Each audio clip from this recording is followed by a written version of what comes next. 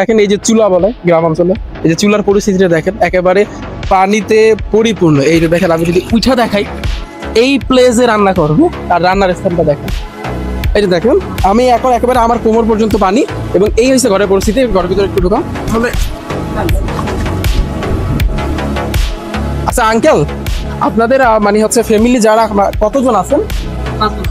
আপনারা 5 জন আছেন? 5 জন আসলে সন্তান মিলে আমাদের চাচা কিছু লাঠি মার্কি দিছে, এদিকে চুলে এখনো শুকনো আছে, তো ওই লাঠি গুলা নিয়ে এখন ফাঁকশাক করতেছি।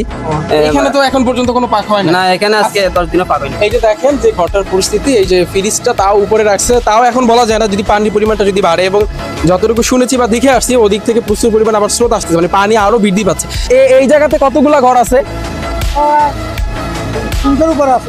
এই জায়গাতে এই 300 ঘর বাড়ি সব কি তলানো? সব কি তলায় গেছে 300 ঘর বাড়ি? রায়।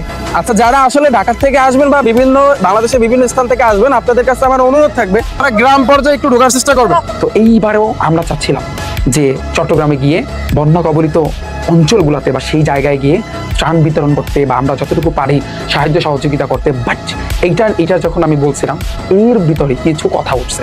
কথা হচ্ছে এরকম যে তোমরা জানো যে আমাকে নিয়ে কি পরিমাণ ট্রোল করছে, তারপরও এইটা যখন কথাটা উঠেছি যে আমরা যাবো, রিফাত একাডেমি যাবে, তো এইখানে বলতেছে ফেমাস হওয়ার জন্য যাইবে, পাবলিসিটি কামাইতে যাইবে, বিভিন্ন কথাবার্তা।